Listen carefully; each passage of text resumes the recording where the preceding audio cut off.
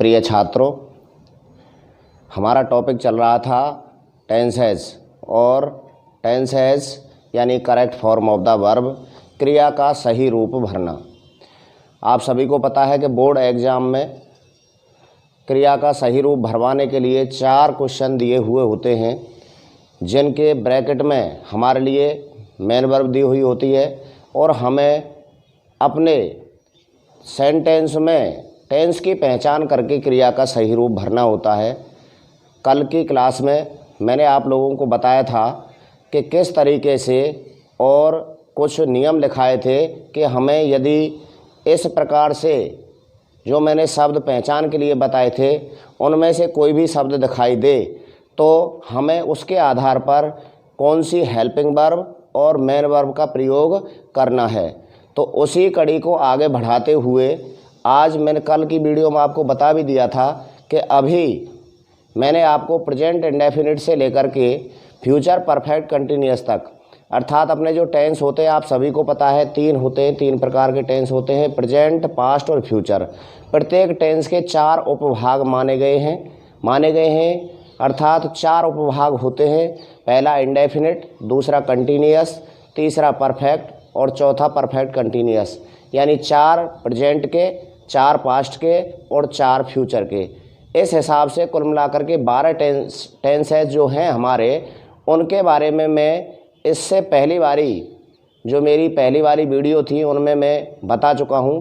और कल मैंने बोला भी था कि कल की क्लास में हम कंडीशनल सेंटेंस शर्त वाले जो वाक्य होते हैं उनका भी कभी कभी बोर्ड में एग्जाम्पल दे दिया जाता है, तो उनमें किस प्रकार से हम correct form of the verb अर्थात क्रिया का सही रूप भरते हैं। तो आज की क्लास में बच्चों सबसे पहले जो हमारा टॉपिक चल रहा है correct form of the verb, tense के अंतर्गत correct form of the verb का जो अपना टॉपिक चल रहा है उसमें कंडीशनल सेंटेंस। अब उसके लिए क्या है, उसके लिए तुम्हें मुख्य रूप से 3 पैटर्न हैं। मैं उन 3 पैटर्न के बारे में आपको अभी बता रहा हूं कि किस हिसाब से हमें कौन सी मेन वर्ब और कौन सी हेल्पिंग वर्ब का प्रयोग करना है। तो कंडीशनल सेंटेंस कहते हैं शर्त वाले वाक्य। क्या होते हैं?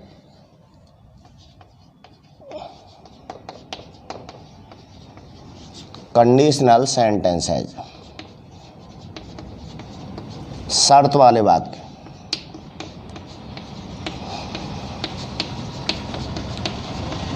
शर्त वाले वाक्यों में क्या है बच्चों कि तुम्हें 3 पैटर्न याद रखने हैं। पहला है, हाँ बच्चों, पहला है अपना इफ़ के साथ में मेन वर्ब की फर्स्ट फॉर्म हो या फर्स्ट फॉर्म में एस या ई एस लगा हुआ हो।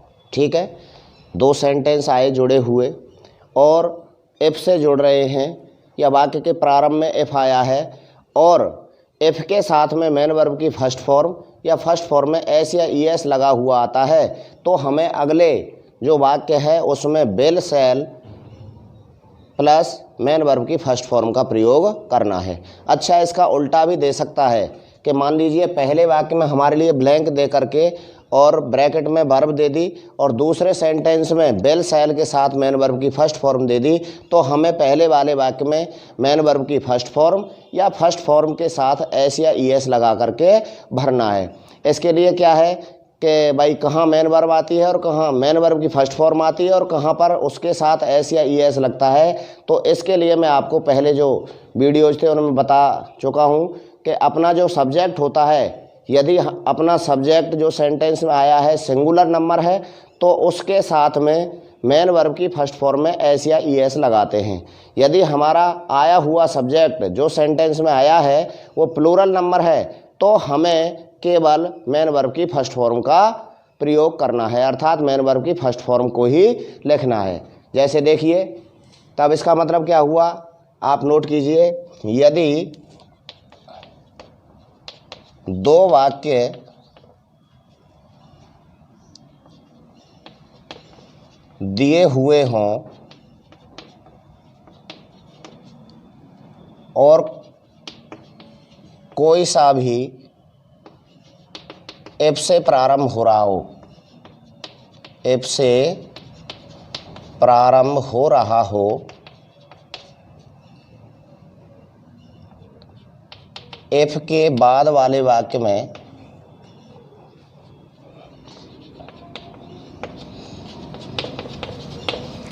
एफ के बाद वाले वाक्य में मेन वर्ब की फर्स्ट फॉर्म या फर्स्ट फॉर्म के साथ एस या ईएस दिया हुआ हो,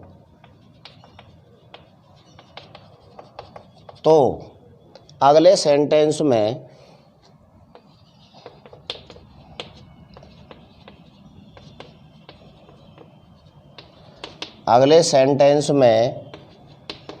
विल या शैल में से कोई एक प्लस मेन वर्ब की फर्स्ट फॉर्म का प्रयोग किया जाता है।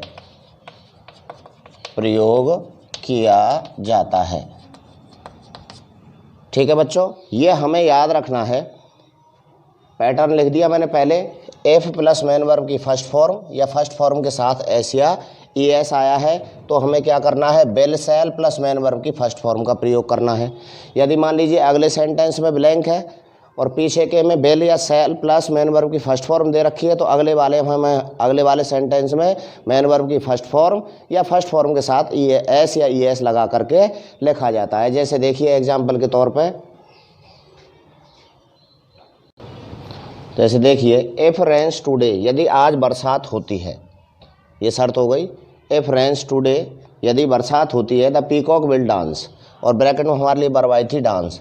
तो हमें पता है कि इफ़ आया है और इफ़ के बाद मेन वर्ब की फर्स्ट फॉर्म में एस या ईएस हो या मेन वर्ब की फर्स्ट फॉर्म हो, तो दूसरे सेंटेंस में हमें बेल और बेल या सेल के साथ में मेन वर्ब की फर्स्ट फॉर्म भरनी है। इसी तरह देखिए इफ़ राम वर्क्स हार्ड, क्या है यहाँ, मेन वर्ब की फर्स्ट फॉर्म में एस लगा हुआ है, ही विल पास। तो यहाँ हमारे पास जो आई थी वर्ब ब्रैकेट में, उसके साथ हमने क्या प्रयोग किया, विल पास। ठीक है, तो if Ram works hard he will pass. इसी प्रकार से अपना दूसरा पैटर्न है बच्चों नंबर 2। दूसरा पैटर्न क्या कहता है, यदि दो वाक्य, हाँ देखिए, यदि दो वाक्य इफ से जुड़े हुए हों और पहले वाक्य में इफ और इफ के बाद क्या हो, मेन वर्ब की सेकंड फॉर्म हो, इसका मतलब पास्ट इंडेफिनिट टेंस हो, तो दूसरे वाक्य में वुड या शुड के साथ मेन वर्ब की फर्स्ट फॉर्म का प्रयोग करना है। अच्छा, वैसे तो हमें पता है कि वुड या शुड क्या है, मॉडल माने जाते हैं और मॉडल के बाद हमेशा मेन वर्ब की फर्स्ट फॉर्म आती है, लेकिन वहाँ हमें मॉडल की पहचान थोड़ी होगी। हमारे लिए तो ब्रैकेट में केवल मेन वर्ब दी हुई होगी और हमें अपने हिसाब से वुड या शुड को चूज करके और मेन वर्ब की फर्स्ट फॉर्म के आगे लिखना है। यदि मान लीजिए पहले वाले वाक्य में ब्लैंक आ गया और दूसरे वाले वाक्य में वुड शुड के साथ में मेन वर्ब की फर्स्ट फॉर्म दी हुई है, तो हमें क्या करना है, पहले वाले वाक्य में मेन वर्ब की सेकंड फॉर्म भरनी है। तो ये आपको दूसरा पैटर्न याद रखना है। तो इसके अंतर्गत लिखिए, यदि दो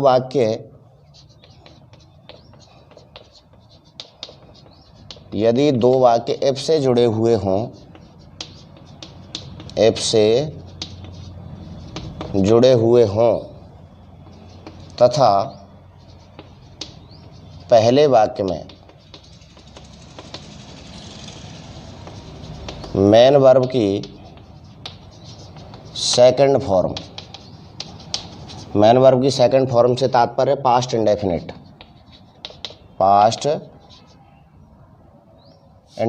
पास्ट सिंपल टेंस आया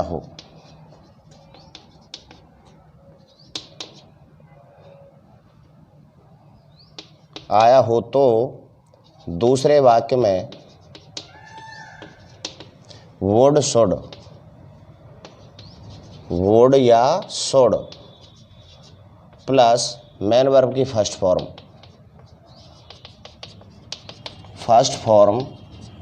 का प्रयोग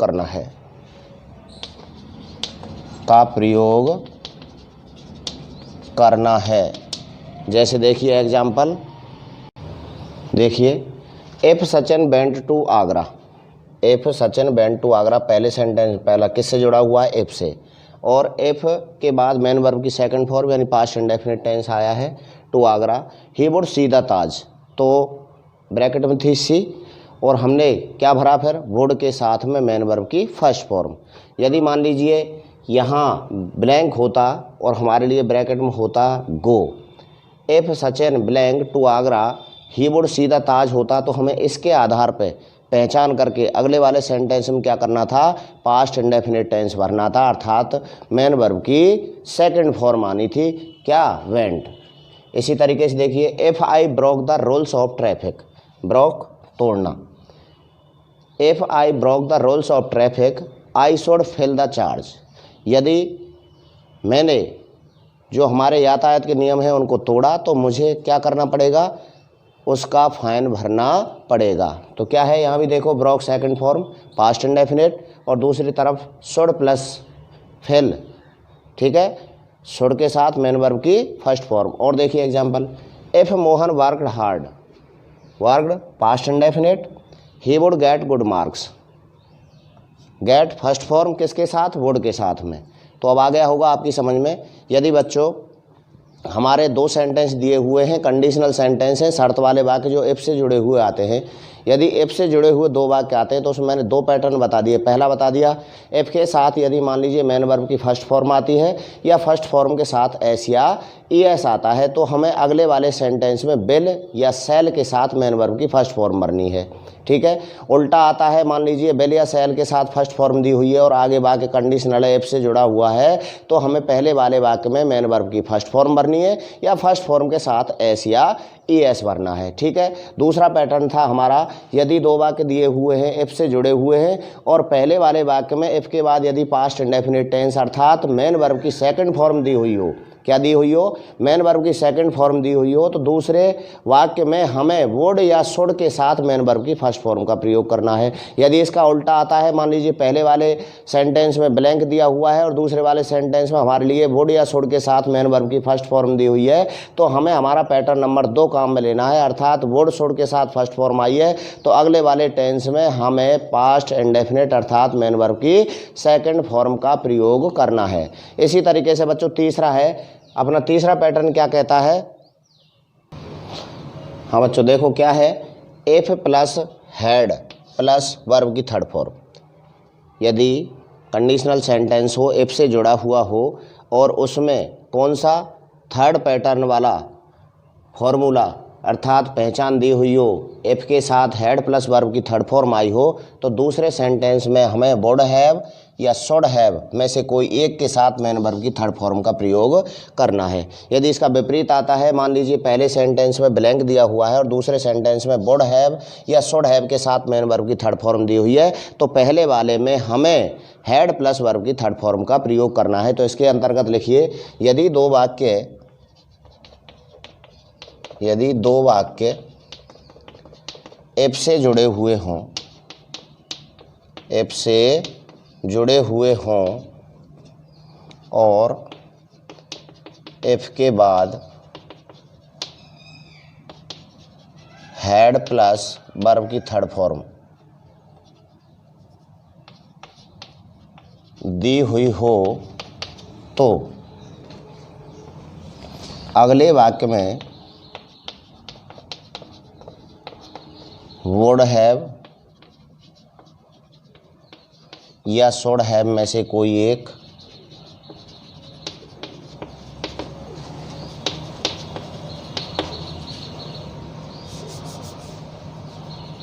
प्लस वर्ब की थर्ड फॉर्म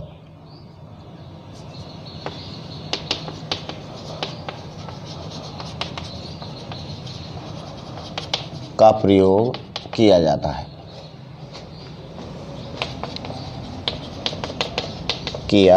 है, अब आपकी समझ में आ गया होगा। पैटर्न नंबर 3 क्या कहता है हमारा कि if plus had plus verb की थर्ड फॉर्म, तो हमें क्या भरना है, वुड हैव या शुड हैव प्लस वर्ब की third form. Would have should have plus verb की थर्ड फॉर्म आती है तो हैड प्लस वर्ब की थर्ड फॉर्म भरनी है।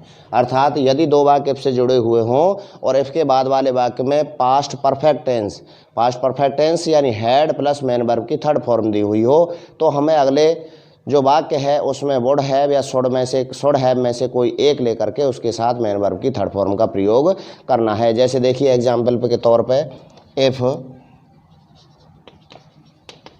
Sachin had gone to Agra he blank the Taj, और ब्रैकेट में है visit.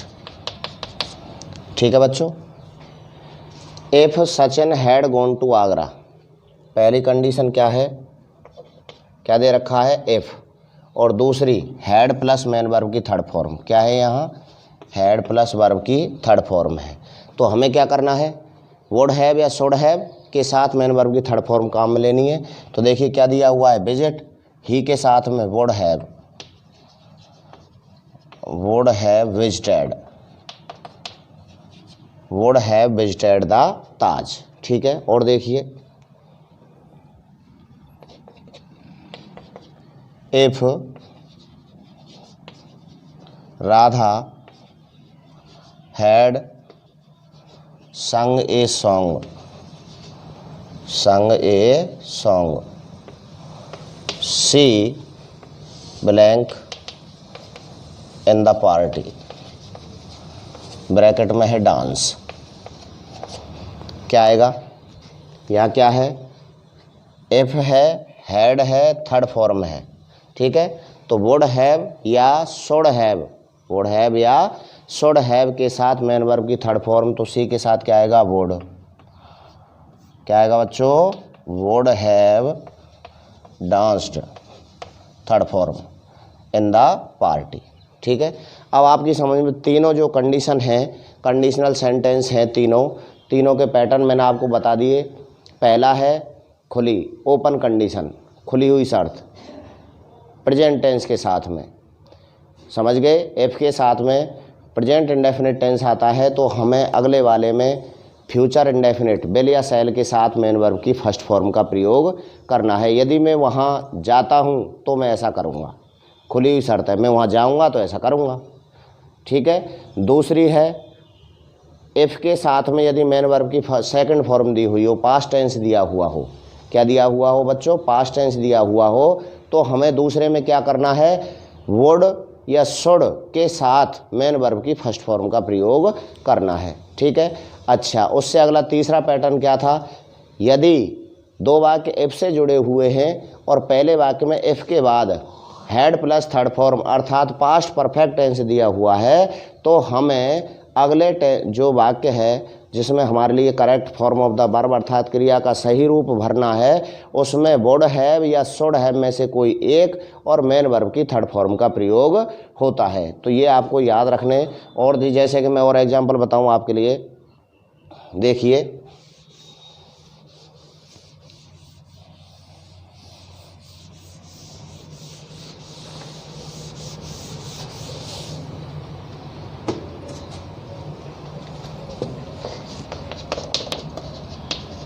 if I were a king, I blank all over the country.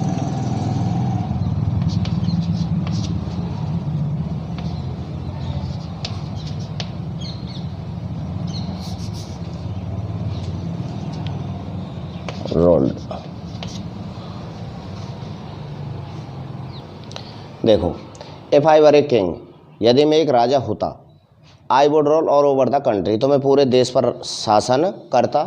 ऐसे इसी तरह से if I were A bird, I would fly in the sky, यदि मैं एक पक्षी होता तो पूरे आसमान में उड़ता। विभिन्न प्रकार के सेंटेंस आप भी बना सकते हो। If I were A prime minister, यदि मैं प्रधानमंत्री होता तो कोई भी कार्य जो करने लायक है उसको मैं करता। आ गया समझ में। अच्छा, इसमें एक चीज़ आपको ध्यान देनी है कि मैंने यहाँ वुड का प्रयोग किया है, आई के साथ में शुड का प्रयोग होना था। तो डेफिनेट करने के लिए जो जहाँ मॉडल का प्रयोग किया जाता है, मॉडल के रूप में उल्टा चलता है। डेफिनेट यानी निश्चितता प्रदान करने के लिए बेल और सेल का प्रयोग जहाँ अपन करते हैं तो उसको उल्टा करते हैं। जैसे आई और बी के साथ विल का प्रयोग होगा तो वहाँ विल मॉडल का काम कर रहा है, अर्थात डेफिनेट यानी निश्चितता प्रदान कर रहा है। ही सी और यू के साथ यदि शुड का प्रयोग हो रहा है या शैल का प्रयोग हो रहा है तो वहाँ पर वह मॉडल का कार्य कर रहा है और यानी कि वह निश्चितता प्रदान कर रहा है। तो यहाँ आई के साथ में क्या है, वुड लगाया है। शुड होता तो कोई निश्चित नहीं होता, लेकिन यहाँ मॉडल के रूप में वुड का प्रयोग हुआ है। इसी प्रकार यहाँ मैंने इसीलिए ये एग्जाम्पल आपके लिए दिए थे ताकि आपकी समझ में आ जाए। तो आज हमारा correct form of the verb का जो टॉपिक है वह समाप्त होता है। इसके लिए मैं आपको घर से कुछ एग्जाम्पल प्रैक्टिस के तौर पर करने के लिए यहाँ पर लिख रहा हूँ, जिनको आपको घर पे प्रैक्टिस करके देखनी है। यदि उनमें से आपकी समझ में नहीं आते हैं, जो तुम पे नहीं होते हैं, तो आप उनको लिख करके अपनी कॉपी में उसका फ़ोटो खींच करके मेरे व्हाट्सएप पे भेज सकते हो, जो आपकी समझ में नहीं आया हो। निश्चित रूप से मैं आपके सामने कुछ एग्जाम्पल दे रहा हूँ, आपको उनकी प्रैक्टिस ज़रूर करनी है ताकि आपकी समझ में correct form of the verb tense का जो पार्ट है, क्रिया का सही रूप भरना, वो अच्छे ढंग से आ जाए और आपके अंक अच्छे आएँ। तो देखिए बच्चों, मैं यहाँ पर एग्जाम्पल इसको हटा देता हूँ यहाँ से।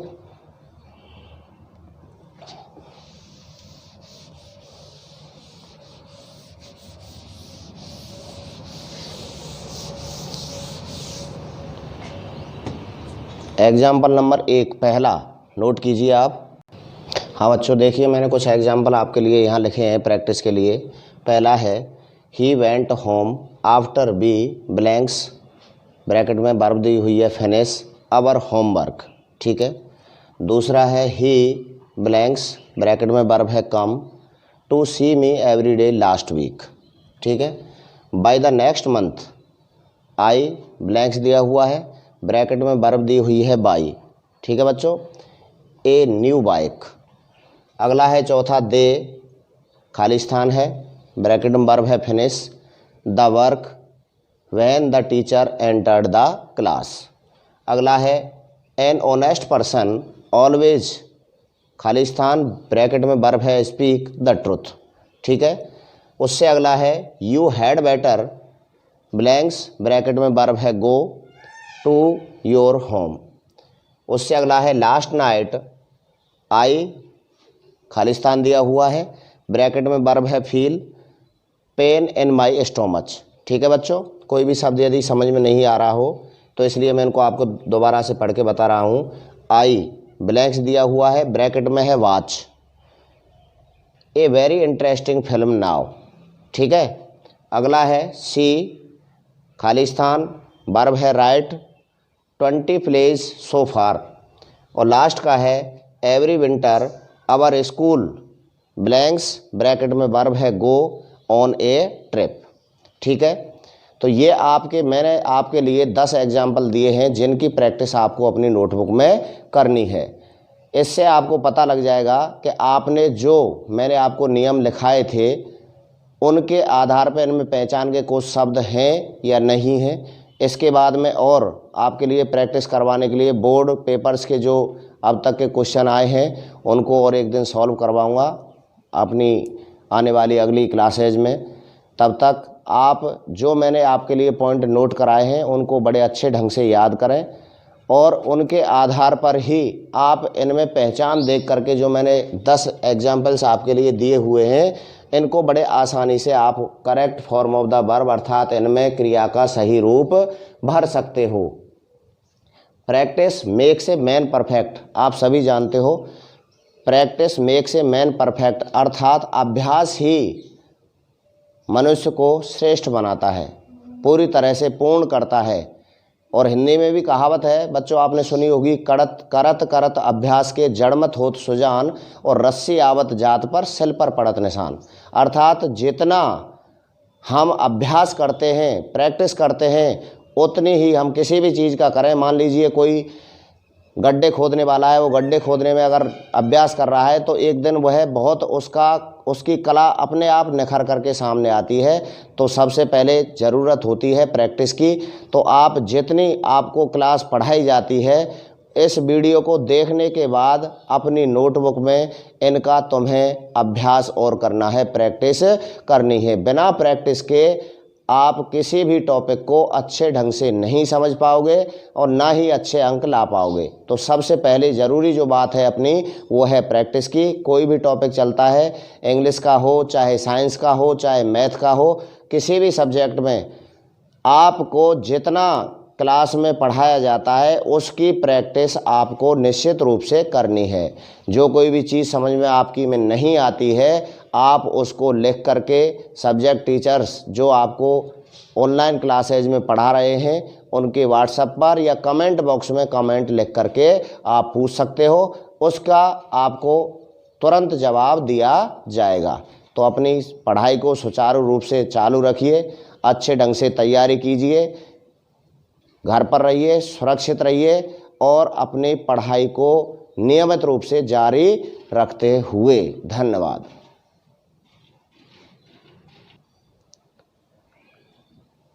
इनको नोट और कर लेना अपनी कॉपी में। यदि अभी किसी बच्चे ने नहीं लिखे हैं तो आप इनको अपनी कॉपी में, नोटबुक में नोट कीजिए और इनमें कौन कौन सी क्रिया की फॉर्म्स आएंगी, correct form of the verb, आपको खुद प्रैक्टिस के आधार पर शब्दों को पहचान करके सेंटेंस में कौन सा टेंस आया है उसकी पहचान करके तुम्हें स्वयं इनको करना है। जो मैंने एग्जाम्पल यहाँ दिए हुए हैं इनमें से जो कोई भी आपसे नहीं आता है तो आप मुझसे उसे पूछ सकते हो। तो इनको आप अपनी नोटबुक में नोट कर लीजिए।